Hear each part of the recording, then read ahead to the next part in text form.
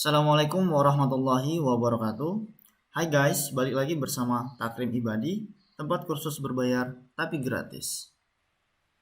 Nah, di sini kita sudah atur sebagai Android. Secara umum itu terdapat dua, yaitu F dan Gradle script. Ya. Untuk Gradle script isinya ada build Gradle project dan build Gradle modul. Ya. Nah, kalau tampilan kalian belum seperti ini, pastikan Gradle plugin kalian sudah disinkronisasi adanya di sini. Ya, dan internet kalian pastikan itu aman. Untuk project itu tempat kalian memasangkan repositori. Ya. Seperti pada program pada umumnya. Jadi kita repositorinya kita pasangkan. Kemudian untuk library dan lain-lainnya kita taruh di modul. Jadi kalau kalian memasangkan suatu library tapi tidak terdapat pada repository, maka programnya akan error. Tapi kalau misalnya kalian memasukkan suatu library dan itu terdapat pada repository, maka program tidak akan error. Di sini seperti yang kita lihat ada dua repository, yaitu Google dan Gcenter. Secara umum definisi dari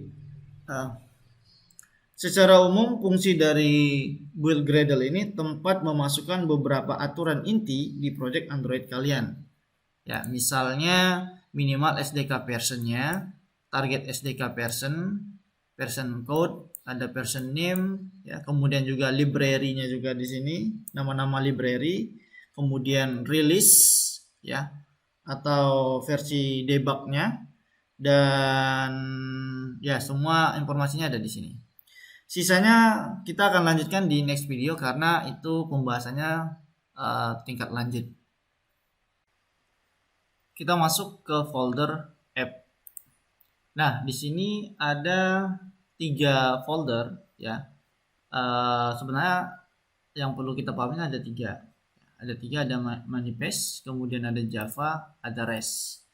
Nah, untuk manifest ini untuk mengatur beberapa permission, misalnya untuk internet, ya. Kemudian ada apa lagi ya di sini? Ada untuk activity dan beberapa aturan lainnya. Kita mengaturnya di manifest. Kemudian ada Java. Di Java ini ada beberapa bagian juga.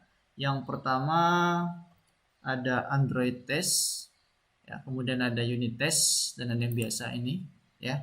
Nah, kalau untuk unit test ini, ya, buat kalian menguji coba function-function yang telah kalian buat. Kita mengaturnya di sini di unit test. Kemudian kalau di Android test ini untuk testing robot, ya, misalnya login di input user dan passwordnya sendiri, kemudian klik OK-nya juga sendiri. Nah, itu mengaturnya di Android test ini. Kemudian kalau di sini baru satu, yaitu main activity, ya. Nah, di sini kita mengatur keseluruhannya, ya. Kita mengaturnya di sini.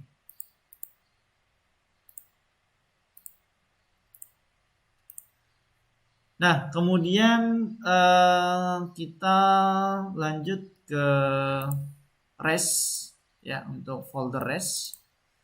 Di sini ada drawable, kemudian ada layout, ada map, ada values. Sebenarnya ada banyak yang belum masuk, ya. Misalnya di sini ada row, menu, dan lain-lain yang belum ada di sini. Tapi setidaknya kita belajar yang paling dasarnya dulu. Di sini drawable, ya. Drawable ini untuk mengatur atau aset gambar kita dalam bentuk XML. Nah, di sini. Untuk aset gambar kita dalam bentuk XML, ya. Kemudian kalau di drawable ini hanya satu versi saja, ya, XML saja. Kemudian ada map. Nah, kalau map ini juga hampir sama dengan drawable, aset gambar, tapi untuk aset gambar yang PNG, ya untuk yang PNG ya. Beda dengan drawable. Kalau drawable tadi kan XML ya.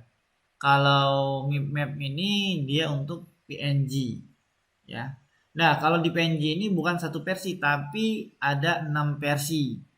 Ada HDPI, HDVI, MDPI, ada XD HDPI, kemudian ada XX HD XDPI, ada juga XXX HDPI, kemudian ada NEDPI.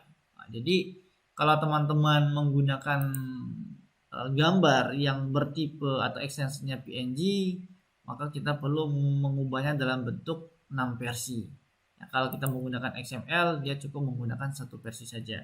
Nah, terus gunanya buat apa? Kenapa kita perlu membuat 6 versi? Ini bedanya di screen layout device kita nantinya. Karena kan ada yang ukurannya yang berapa inci, ya misalnya ada 6 inci, 7 inci, dan lain-lain. Nah, dia menyesuaikan untuk ukuran perangkat yang kita gunakan. Ya. Kemudian ada values, ya. Values ini buat masukin daftar-daftar. Misalnya untuk daftar-daftar warna, kemudian ada juga strings, ya. Nah, bagusnya sih string kita masukin di sini, ya. Kita masukin di sini. Kenapa? Karena kalau kita masukin di sini, dia akan menyesuaikan dengan bahasa perangkatnya nanti. Jadi kalau misalnya bahasa perangkat kita menggunakan bahasa Inggris, maka dia akan menggunakan bahasa Inggris juga di sini. Tapi kalau kita menggunakan bahasa Indonesia atau menggunakan bahasa negara lain, dia akan menyesuaikan dengan perangkat. Kemudian ada styles. Styles ini lebih ke tema, ya. Tema daripada apps kita nanti. Nah, ada satu yang belum, yaitu layout. Layout ini berisi untuk membuat animasi, ya, dari layout kita nanti. Ya, kita mau di sini. Ini sebagai contoh ada Hello World, ya. Nah, ini untuk mengatur animasi dari layout kita nantinya. Oke, baiklah teman-teman sekalian, mungkin cukup sampai di sini dulu dari pengenalan aturan project kita, ya. Kita ketemu lagi pada video berikutnya, ya.